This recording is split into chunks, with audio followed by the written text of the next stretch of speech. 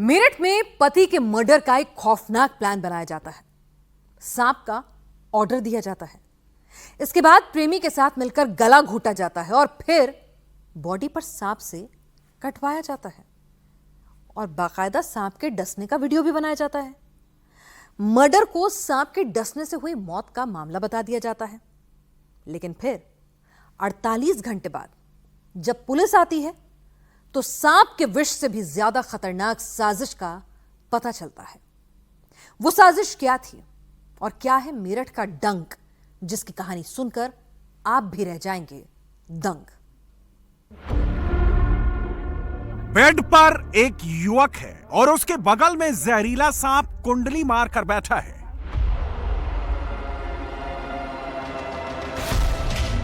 युवक के हाथ पर सांप के दांत गड़े हुए हैं।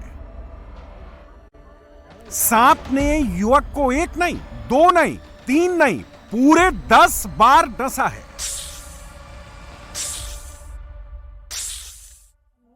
10 जगह डसने के बाद सांप युवक की बॉडी के पास ही बैठा है।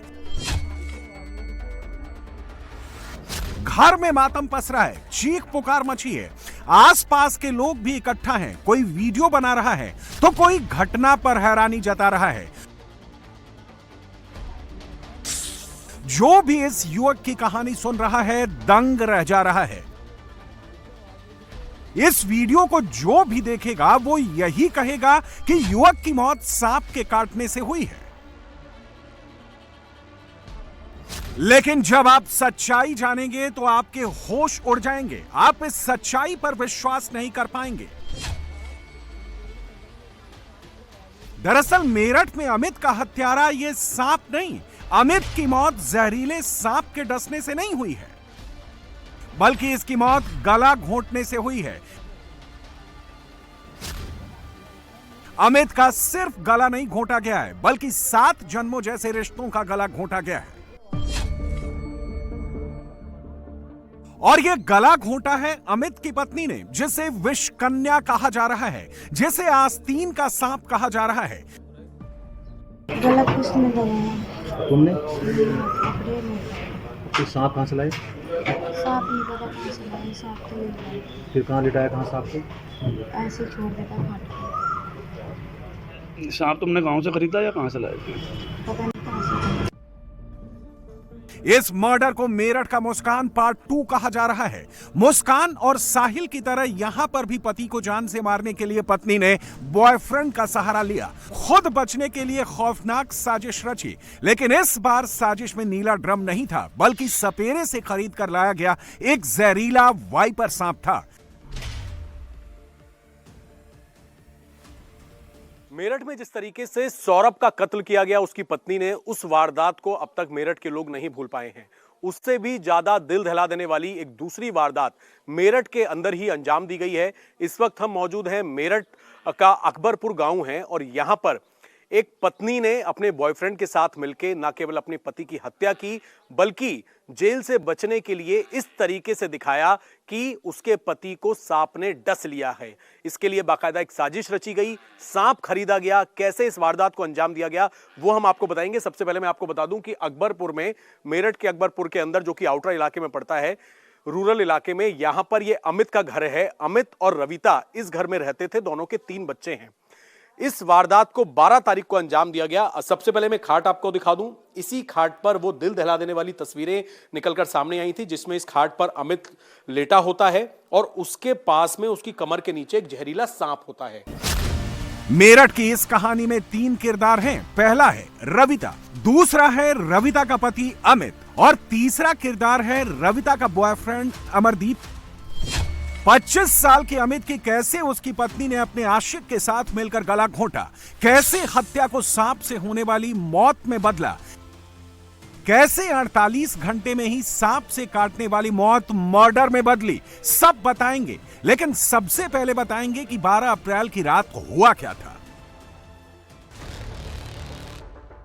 अमित उर्फ मिक्की मेरठ के गांव अकबरपुर सादात का रहने वाला था।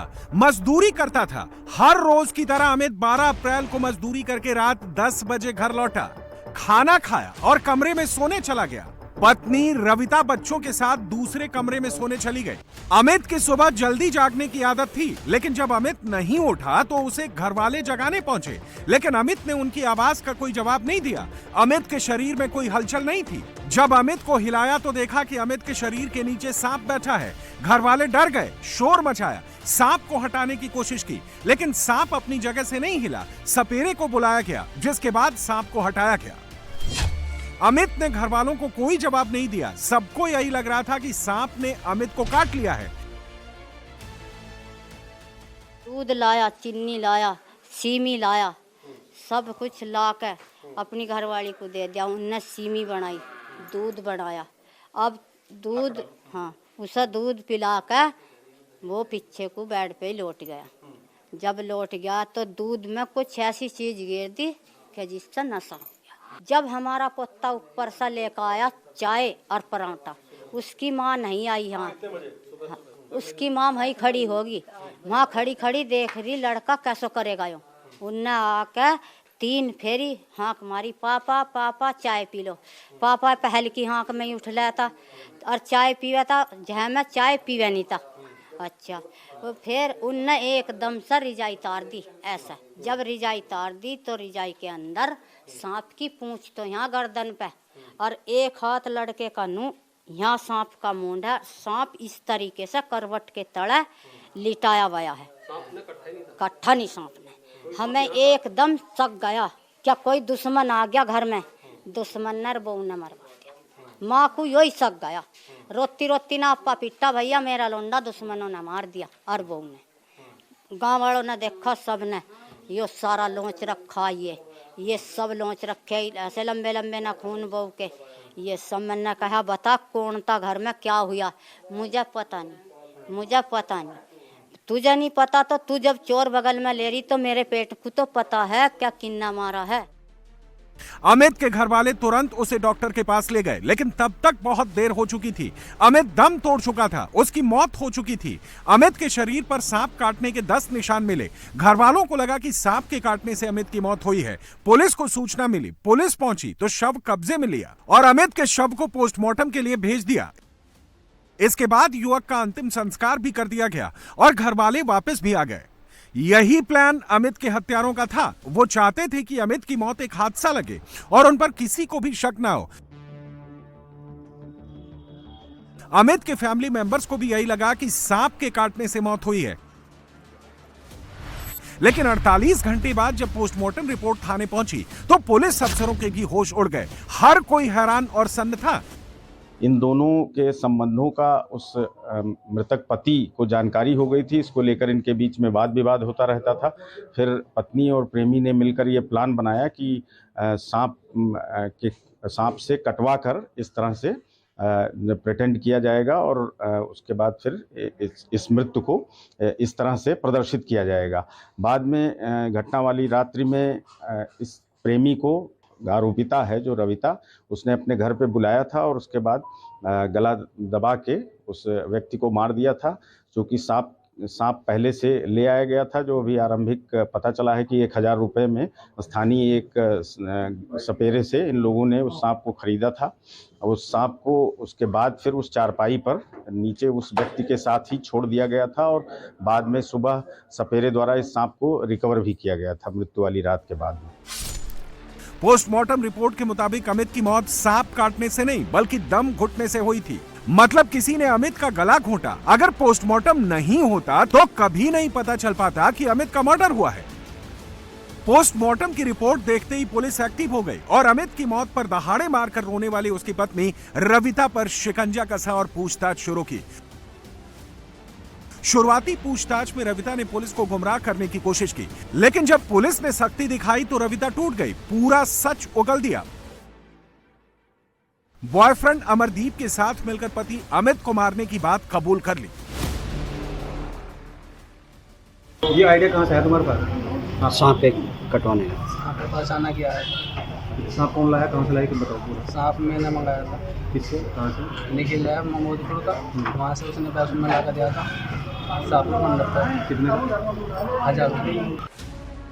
अमित और रविता की शादी 8 साल पहले हुई थी। रविता मुजफ्फरनगर की रहने वाली है। दोनों के 3 बच्चे, 1 बेटा और 2 बच्चियां हैं। अमित और अमरदीप में भी दोस्ती थी। दोनों साथ में टाइल्स लगाने का काम करते थे। इस वजह से अमरदीप का अमित के घर अक्सर आना जाना होता था। करीब 1 साल पहले रविता और अमरदीप के बीच अफेयर हो गया। जब अमित को इसकी भनक लगी तो उसने दोनों को टोका, लेकिन रविता नहीं मानी। इसके बाद अमित और रविता में अमरदीप को लेकर अक्सर लड़ाई होने लगी।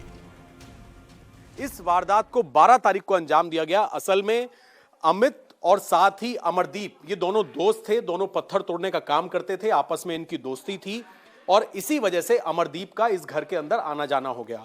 लेकिन बाद में अमित की पत्नी रविता से अमरदीप के संबंध बन गए, दोनों एक दूसरे को पसंद करने लगे। ये बात अमित को पता लग गई कि उसकी पत्नी के संबंध उसके दोस्त से बन गए हैं।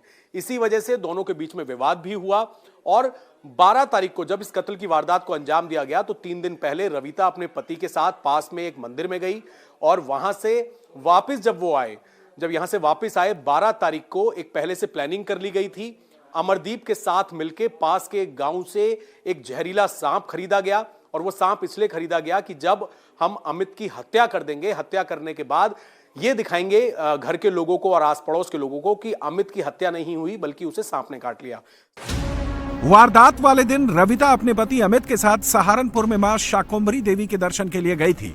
दर्शन से लौटने के बाद उसने प्रेमी अमरदीप को फोन किया, सांप की व्यवस्था करने को कहा, रात में अमित की हत्या करने की भी बात कही। इसके बाद अमरदीप ने एक सपेरे से 1000 रुपए में जहरीला वाइपर सांप खरीदा।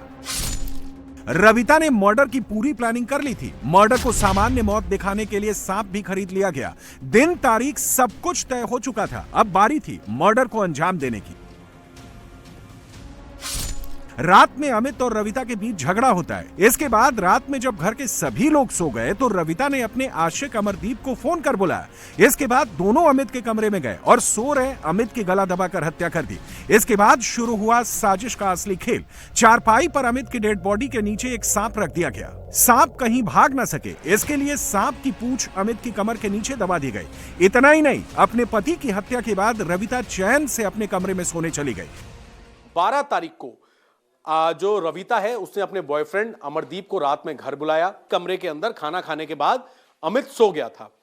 चुपचाप एंट्री कराती है रविता अपने बॉयफ्रेंड अमरदीप की। एंट्री कराने के बाद गला दबाकर बेरहमी से कत्ल कर दिया जाता है और जब मौत हो जाती है अमित की तो जो एक सपेरे से सांप खरीदा था 1000 रुपए में अमरदीप ने, उस सांप को लेकर आया होता है यहां पर जो अमरदीप होता है और ये जो खाट है इस पर बॉडी को लिटाया जाता है और बॉडी को इस खाट पर लिटाने के बाद कमर के नीचे उस सांप को इस तरीके से फंसाया जाता है कि वो सांप भागे ना। और यही वजह है कि जो बॉडी है उस पे 10 बार सांप ने डसा था क्योंकि वो वहां से निकल नहीं पा रहा था, पीठ के नीचे दबा हुआ था। और सुबह तकरीबन 7:30 बजे अपने बच्चे को नीचे भेजती है रविता कि जाके अपने पापा को नाश्ता दे दो, जबकि ऐसा रोज नहीं होता है, नाश्ता दे दो। और उस वक्त फिर ये शोर मचाया जाता है कि सांप ने डस लिया। बच्चा देखता है कि उसके पिता जहां पर लेटे हुए हैं, बेसुध लेटे हुए हैं, कमर के नीचे सांप है और उस सांप ने डस लिया है, इस तरीके से प्रिटेंड किया जाता है। लेकिन क्योंकि कुछ घर के लोगों को और आस पड़ोस के लोगों को थोड़ा शक रहता था अमरदीप पे और इनके संबंध के बारे में पता था, इसी वजह से पोस्टमार्टम कराया जाता है और पोस्टमार्टम रिपोर्ट में आता है कि सांप के डसने से नहीं बल्कि हत्या तो मौत पहले ही हो चुकी थी, गला दबाकर दम घुटने से यह मौत हुई है। लेकिन अगर अमित का पोस्टमार्टम नहीं होता तो अमित की मौत का सच कभी सामने नहीं आता और पुलिस आरोपियों तक कभी नहीं पहुंच पाती और रविता और अमरदीप सलाखों के पीछे कभी नहीं पहुंचते।